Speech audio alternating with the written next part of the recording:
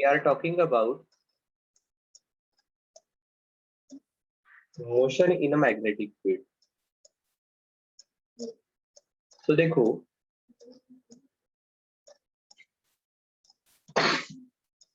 अगर हमारे पास कोई मैग्नेटिक फील्ड है, किस प्रकार से है, तो ये पूरा रीजन, इस रीजन में स्क्रीन के अंदर जाने वाली मैग्नेटिक फील्ड है।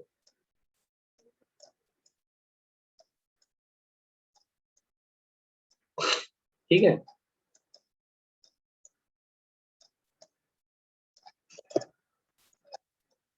अब ऐसे मैग्नेटिक फील्ड में इस वर्टिकल डायरेक्शन में कोई चार्ज एंट्री करता है तो क्या होगा?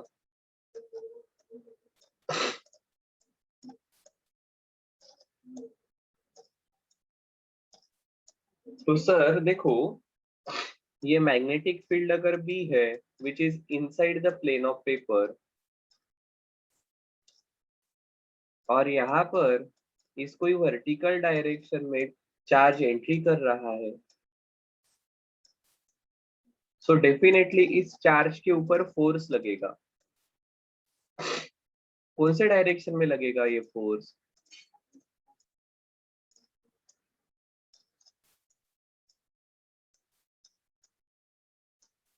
We bar cross B bar, कहाँ रहेगी डायरेक्शन बताओ, टूवर्ड्स राइट या लेफ्ट?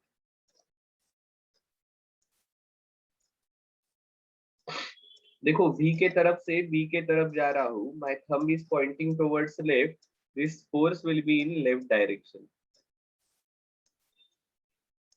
ठीक है,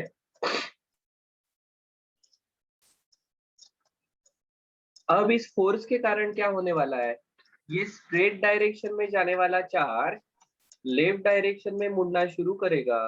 एज अ रिजल्ट इसकी इस प्रकार से सर्कुलर मोशन होने वाली है।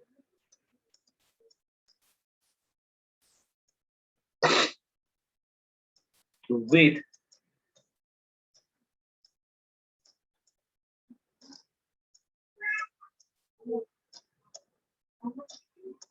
ये रेडियस रहेगी r।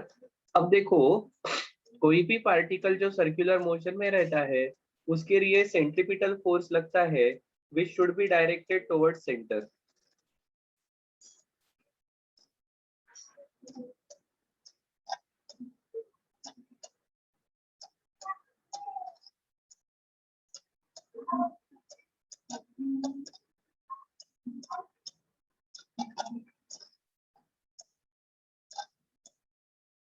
ये रेडियस रहेगी, this will be centripetal force. अब ये सेंट्रीपिटल फोर्स प्रोवाइड करने का काम कौन कर रहा है यहाँ पर, बोलो?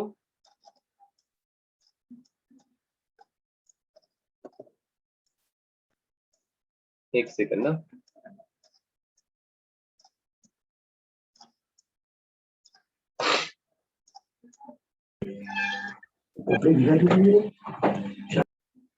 कौन करेगा सेंट्रीपिटल फोर्स प्रोवाइड करने का काम? देखो सेंट्रीपिटल फोर्स की जो डायरेक्शन है उस डायरेक्शन में जो फोर्स है it is QVB। Not only that, आप देख रहे हो ये V और B का एंगल ये 90 डिग्री का है। सो यहाँ पर हम कहते हैं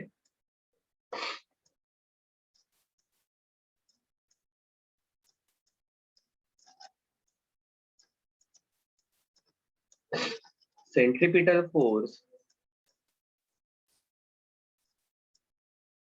is provided by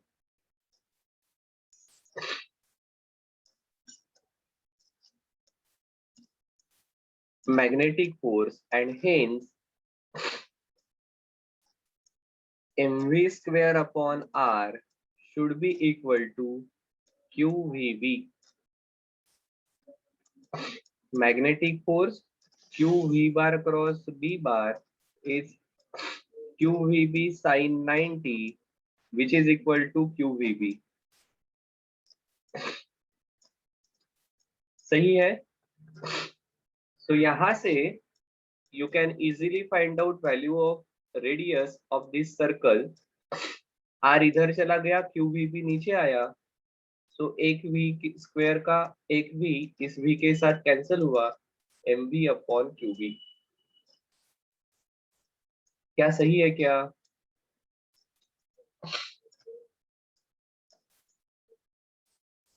क्या सही है?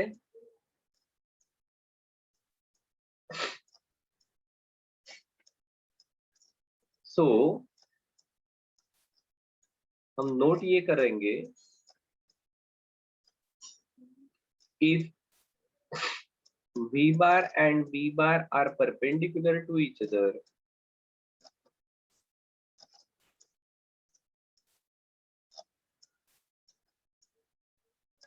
then particle will perform circular motion.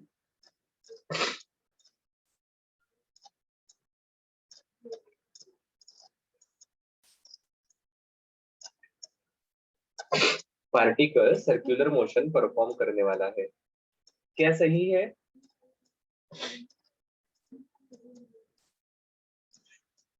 अब इसी पार्टिकल को ये v का ये v जो है it is not actually perpendicular to b, तो क्या होगा? सो अगर ऐसी कंडीशन है, जैसे फॉर एग्जांपल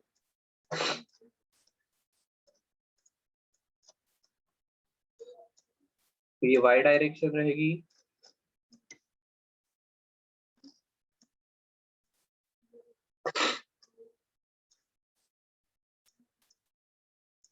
ये x डायरेक्शन है,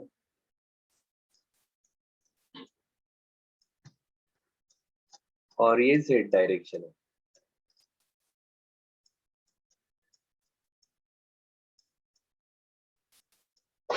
मैग्नेटिक फील्ड इस प्रकार से x डायरेक्शन में है।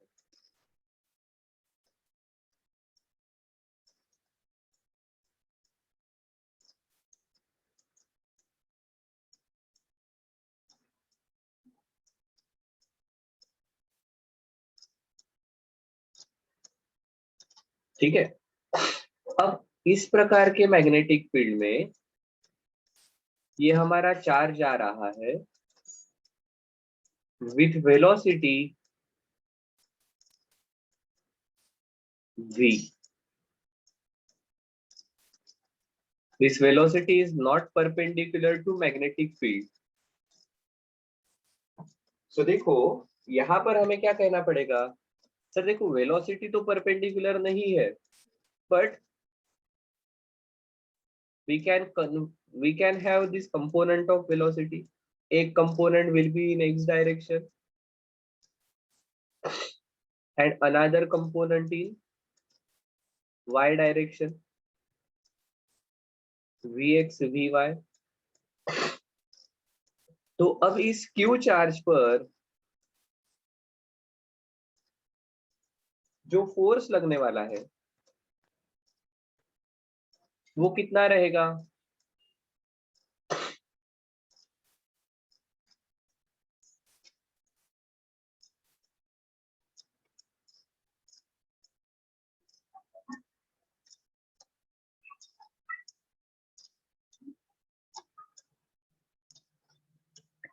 कितना आएगा ये फोर्स?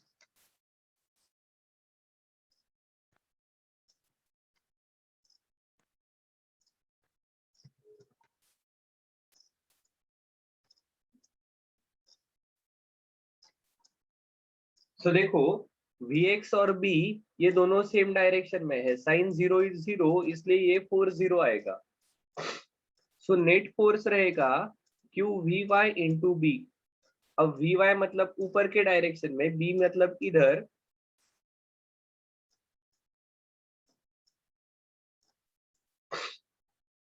B से B के तरफ आते हैं तो ये अंदर के डायरेक्शन में, मतलब निगेटिव z डायरेक्शन में फोर्स लगेगा।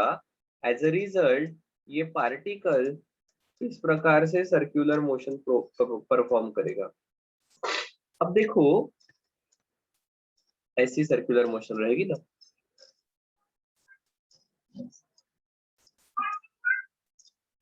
किस प्रकार से, ठीक है। अब देखो इंटरेस्टिंग चीज होने वाली है, एक्स डायरेक्शन की जो वेलोसिटी है उसके कारण फोर्स तो नहीं लगेगा, ठीक है। वाई डायरेक्शन की जो वेलोसिटी है उसके कारण सर्कुलर मोशन होने वाली है, बट फिर ये एक्स डायरेक्शन के वेलोसिटी के कारण क्या होगा, ये पार्टिकल आगे आगे जाते रहेगा। सो एक जगह पर सर्कुलर मोशन होने के जगह पर this particle will perform helical या स्पाइरल मोशन।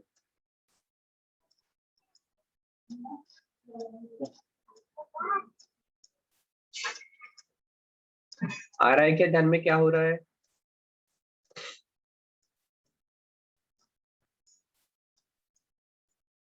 ये पार्टिकल सर्कुलर मोशन करते करते स्प्रिंग जैसा आगे जाने वाला है, ठीक है। अगेन ये जो फोर्स रहेगा this will be your centripetal force, और एक राउंड में जितना डिस्टेंस ये आगे जाता है that distance is called as pitch, ठीक है। सो अब देखो here centripetal force will be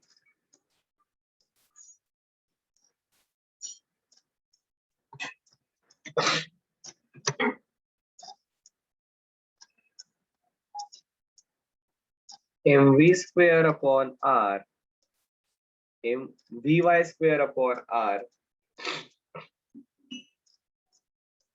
is equal to qvy into v। So again यहाँ पर रेडियस की वैल्यू आ जाएगी mvy upon q into v, ठीक है। और vy की वैल्यू आ जाएगी, ये तो वेलोसिटी का कंपोनेंट रहेगा, यहाँ से ओमेगा की वैल्यू आ जाएगी vy upon r which is vy upon r मतलब q into B upon m, ठीक है। और अब देखो ओमेगा की वैल्यू आ गई तो टाइम पीरियड आ जाएगा क्या, t equal to 2 pi by omega, and फिर आप कहोगे ये जो पिच है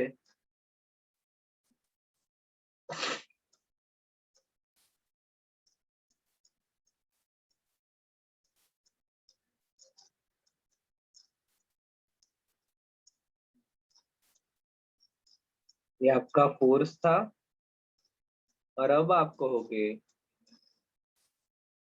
pitch that is distance travelled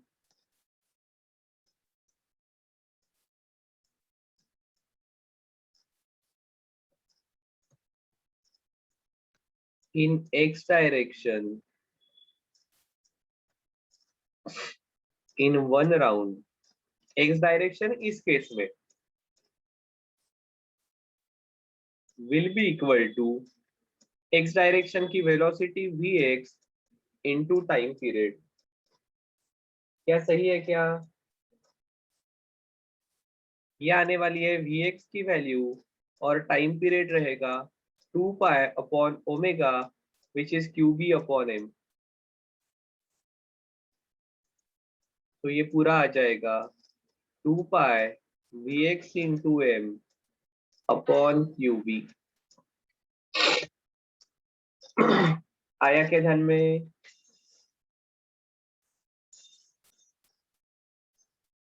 सिर्फ वर्टिकल वेलोसिटी लेकर एखादा पार्टिकल इस प्रकार से परपेंडिकुलर इस प्लेन को जो स्क्रीन है उसके परपेंडिकुलर मैग्नेटिक फील्ड में आया, तो इसके ऊपर जो फोर्स लगेगा जिसके कारण इसकी सर्कुलर मोशन होगी, ठीक है।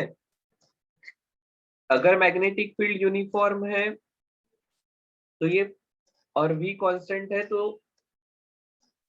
ये QVB ये मैग्नीट्यूड कांस्टेंट रहेगा, सेंट्रीपिटल फोर्स कांस्टेंट रहेगा, तो उसकी मोशन जो है वो UCM रहेगी, ठीक है। सो ये R equal to mv upon QB। अगर यही वेलोसिटी का अगर कोई कंपोनेंट एक्स डायरेक्शन में भी है और वाई डायरेक्शन में भी है, तो मैग्नेटिक फील्ड को जो वेलोसिटी का परपेंडिकुलर कंपोनेंट है उसके कारण जो फोर्स एक्ट होगा that will be centripetal force. Magnetic field x direction में, उसको परपेंडिकुलर वेलोसिटी का कंपोनेंट वी वाई, ये सेंट्रीपिटल फोर्स करके एक्ट करेगा। इसकी सर्कुलर मोशन होगी, बट इस सर्कुलर मोशन के साथ एक्स डायरेक्शन का भी कंपोनेंट होने के कारण, एक्स डायरेक्शन का भी कंपोनेंट होने के कारण this particle will perform helical motion.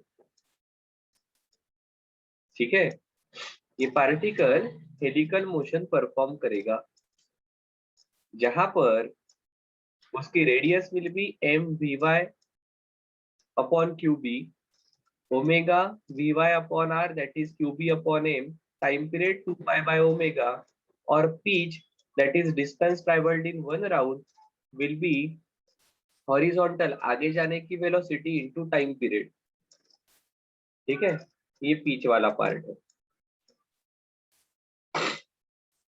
So this is motion of charge particle in magnetic field.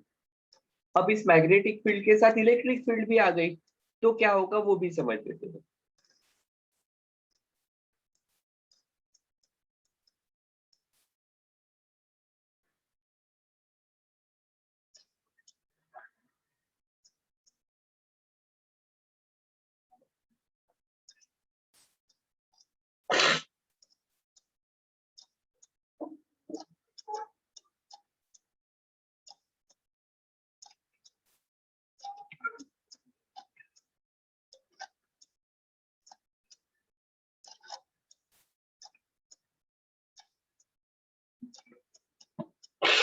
तो देखो basically these are two applications. पहला एप्लीकेशन है वेलोसिटी सिलेक्टर। बड़ा सिंपल है बट काम का है। यहाँ पर हमारे पास क्या अवेलेबल है? हमारे पास अवेलेबल है electric field and magnetic field.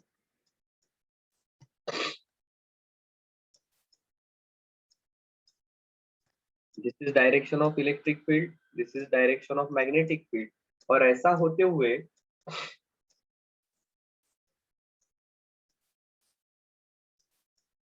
आपने इस डायरेक्शन में इस पार्टिकल को प्रोजेक्ट किया है, ये v की डायरेक्शन है। सो देखो, अगर ये मेरा कोई चार्ज q है,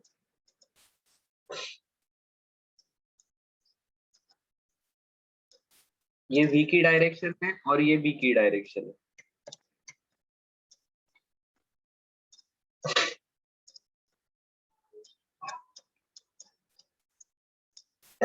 v बार क्रॉस b बार कहाँ पर आता है? v से b के तरफ आओ, सर ये फोर्स डाउनवर्ड डायरेक्शन में लगने वाला है। ठीक है, कितना फोर्स लगेगा?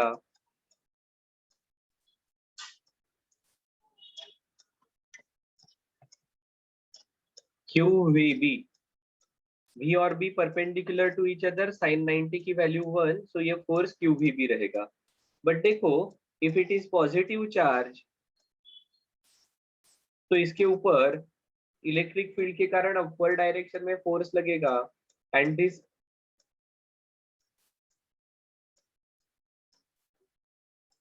Force will be Q into E. अगर ये दोनों फोर्सेस सेम है तो क्या होगा?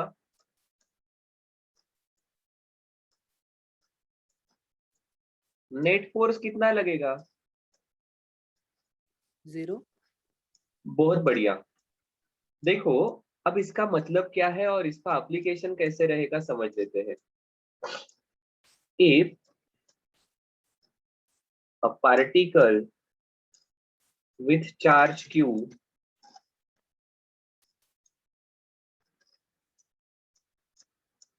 and velocity v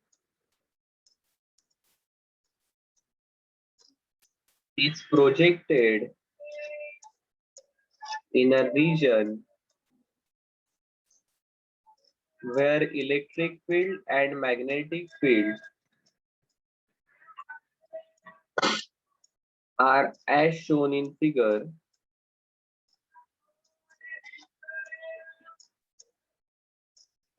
then electric force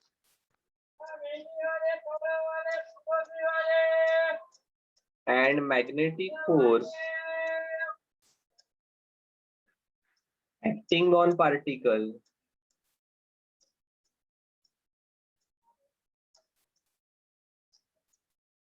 will be oppositely directed.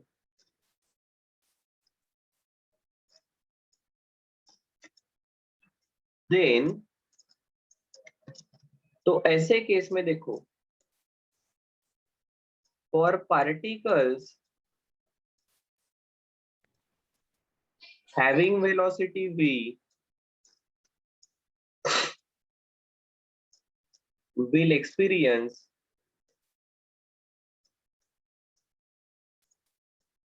no net force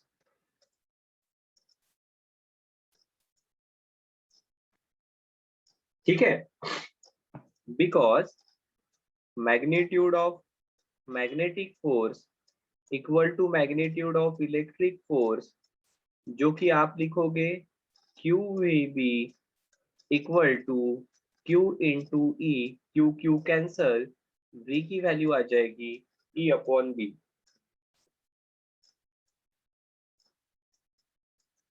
सो ऐसे वेलोसिटी के पार्टिकल जिनकी velocity is ratio of E by B, इनके ऊपर लगने वाला नेट फोर्स 0 रहेगा। अब इंटरेस्टिंग पार्ट है, जिनकी वेलोसिटी V से ज्यादा रहेगी उनके लिए क्या होगा? फॉर दोज पार्टिकल जिनकी velocity is greater than V, उनके लिए इलेक्ट्रिक फोर्स उतना ही रहेगा। V की वैल्यू बढ़ गई, मैग्नेटिक फोर्स बढ़ गया, मतलब डाउनवर्ड डायरेक्शन का फोर्स बढ़ गया, ये पार्टिकल नीचे की तरफ खींचा जाएगा। फॉर ऑल सच पार्टिकल जिनके लिए V की value is smaller than E by B, V की value smaller than E by B, मतलब V की वैल्यू कम, मैग्नेटिक फोर्स कम, इलेक्ट्रिक फोर्स ज्यादा, ये पार्टिकल्स ऊपर चले जाएंगे।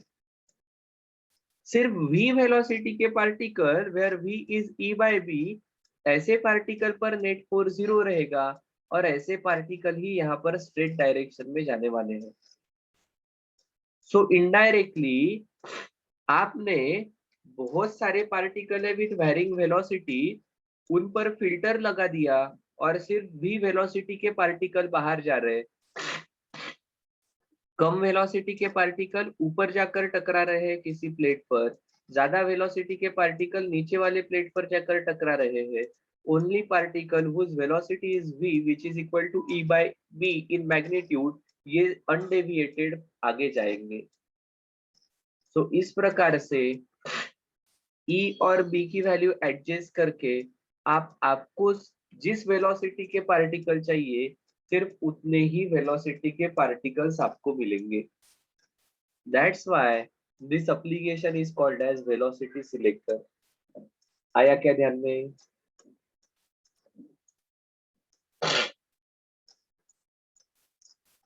आप सिर्फ E बाय B इस रेशो से जो वेलोसिटी आ रही है, उतने ही वेलोसिटी के पार्टिकल आपको यहाँ पर मिलेंगे। ठीक है, इस प्रिंसिपल का यूज होता है मास स्पेक्ट्रोमीटर में, जहां पर आप चार्ज पार्टिकल्स को, टिपिकली आयंस, इनको उनके मास रेशो के हिसाब से सेपरेट करते हो। क्या सही है? Yes sir. इसका यूज है मास स्पेक्ट्रोमीटर।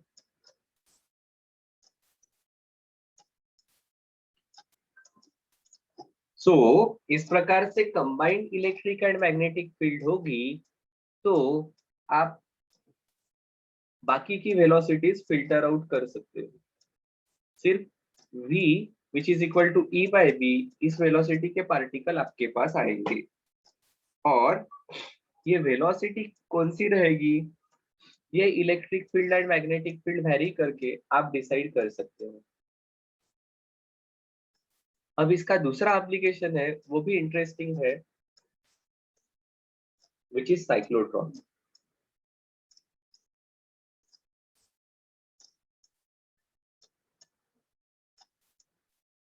सो देखो यहाँ पर आप क्या करते हो,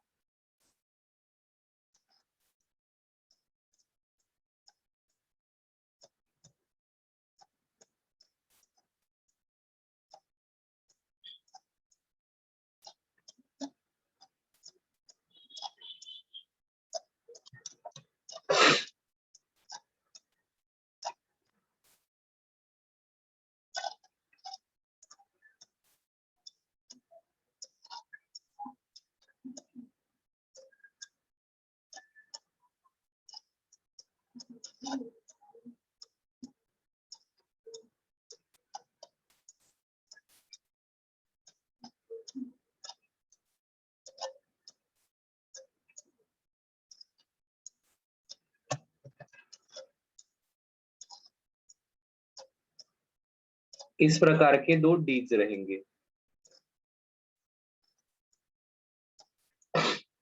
ठीक है। अब क्या करते हो आप, इनको ऑसिलेटर के साथ, अब ऑसिलेटर मतलब जो इसकी पोलैरिटी चेंज करता रहेगा, ऐसे ऑसिलेटर के साथ कनेक्ट करते हो।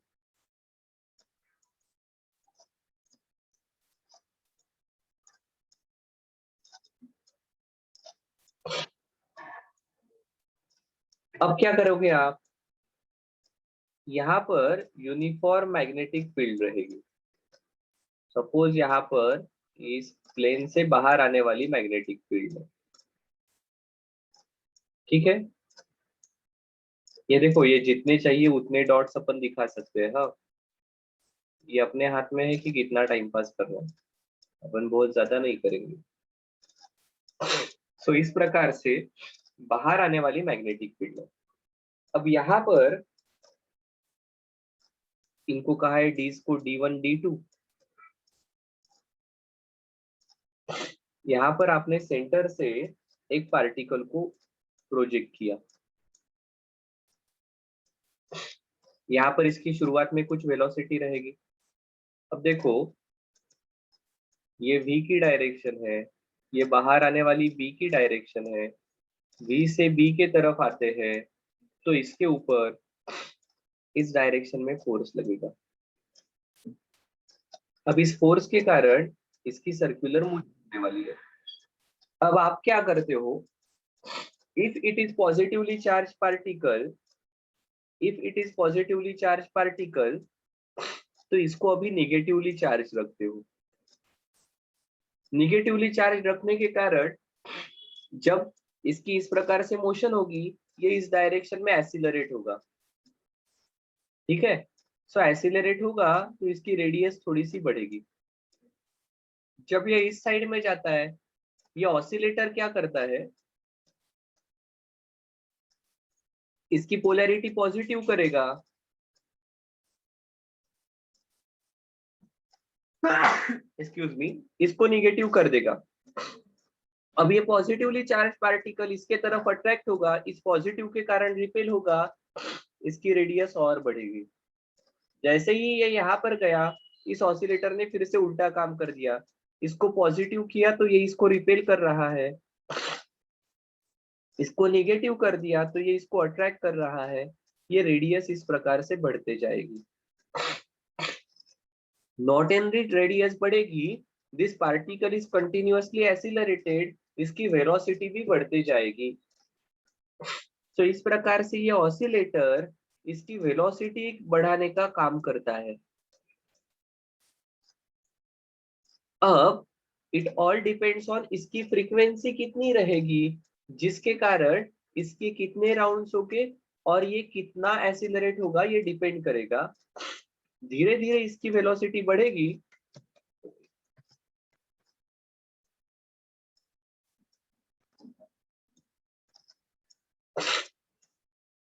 धीरे धीरे इसकी वेलोसिटी बढ़ेगी।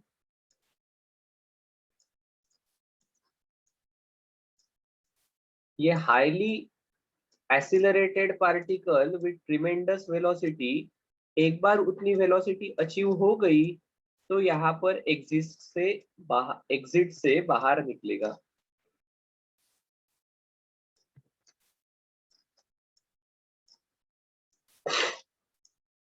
सो इस प्रकार से हमारे इलेक्ट्रॉन्स या प्रोटॉन्स इनको एसिलरेट करके किसी पर्टिकुलर डायरेक्शन में बम्बार्ड करने का काम ये साइक्लोट्रॉन करता है। आया क्या पर्पस ध्यान में?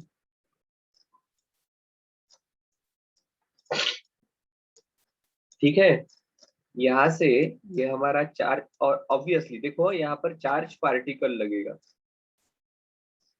क्योंकि इसकी वेलोसिटी बढ़ाना, एसिलरेट करने का काम ये डीज का पोटेंशियल डिफरेंस पोलैरिटी करने वाली है, और इसलिए यहाँ पर ट्रिमेंडस पोटेंशियल डिफरेंस आप रखते हो। ठीक है, सो देखो अब इसका मैथमेटिकल पार्ट लिखते हैं।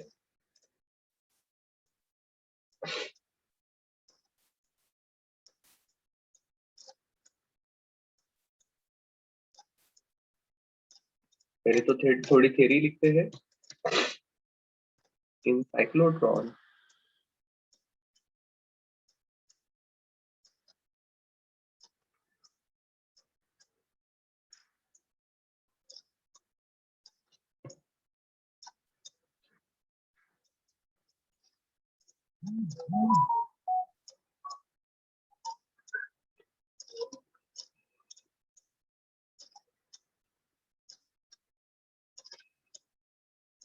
with the combined effect of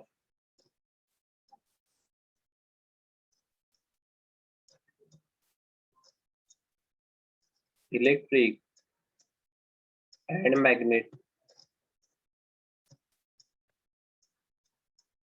magnetic and oscillating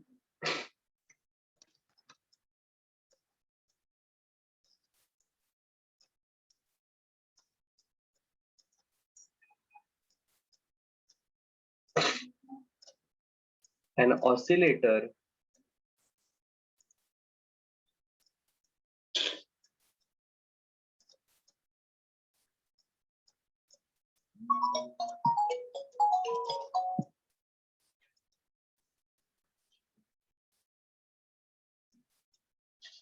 which can provide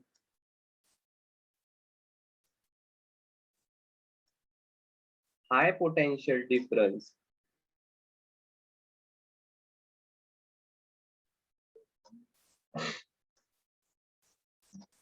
is used to accelerate charged particle.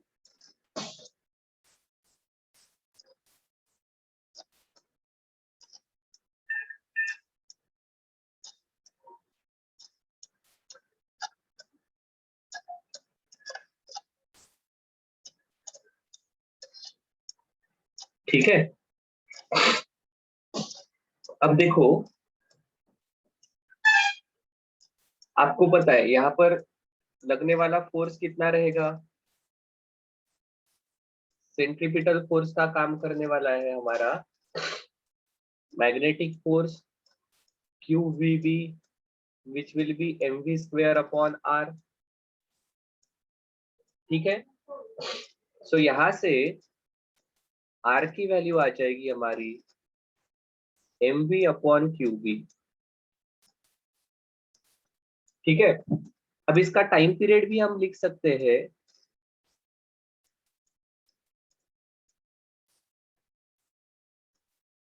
T equal to 2 pi r upon v।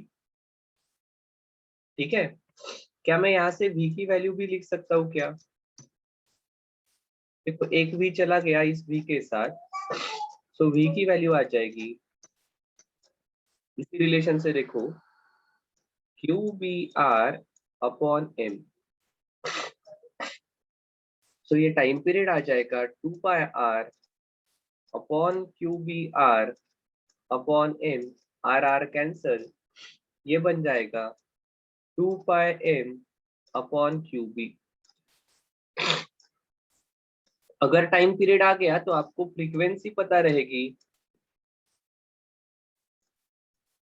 Cyclotron की frequency will be 1 upon time period which is equal to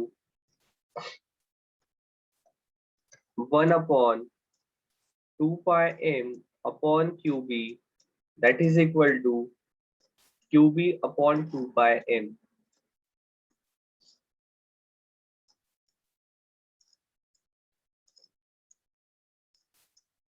This is called as cyclotron frequency.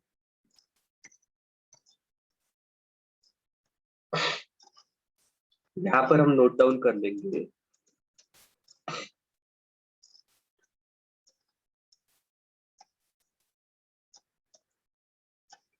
The requirement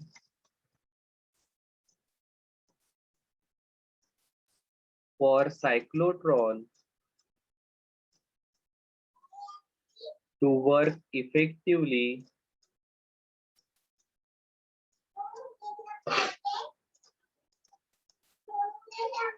frequency of cyclotron should be equal to frequency of oscillator. Oscillator की जो frequency है उस frequency के साथ cyclotron की frequency match होनी चाहिए। क्या सही है क्या? ठीक है। सो होगा क्या, हर बार इसका राउंड कंप्लीट होने के बाद ये एक्सीलरेट होते जाएगा। ठीक है। सो ऑसिलेटर ने भी जैसे इसकी फ्रीक्वेंसी है उसी फ्रीक्वेंसी में अपनी पोलैरिटी चेंज करनी है। जब इसका एक राउंड कंप्लीट हो गया, ये यहाँ से जाकर यहाँ पर वापस आया, उतने समय में इसका भी एक राउंड कंप्लीट होना चाहिए। ये शुरुआत में पॉजिटिव था, ये निगेटिव था, सो इसने पहले फिर निगेटिव होना, मतलब पार्टिकल यहाँ पर आएगा, ये पॉजिटिव हो जाएगा, अगेन ये निगेटिव होगा तो ये इसको अट्रैक्ट करेगा, पार्टिकल ऊपर जाएगा तो इसने फिर से पॉजिटिव होना, इसने निगेटिव होना, मतलब इसकी साइकिल चेंज, एक साइकिल हो गई, इसकी एक साइकिल, पार्टिकल की एक साइकिल, और ये पार्टिकल कंटिन्यूअसली एक्सीलरेट होते रहेगा। ठीक है। और जैसे हमने v का रिलेशन यहाँ पर बताया है, it is qbr upon m if v is velocity with which particle is projected outside.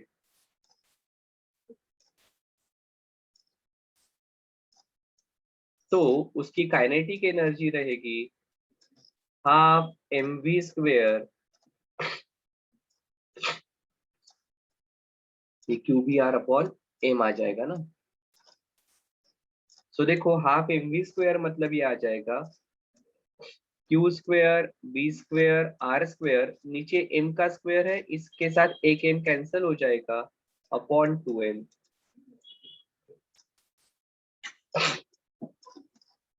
Nucleus के ऊपर एक्सीलरेटेड प्रोटॉन बम्बार्ड करने के लिए इस प्रकार से हम साइक्लोट्रॉन को यूज करते हैं। क्या सही है?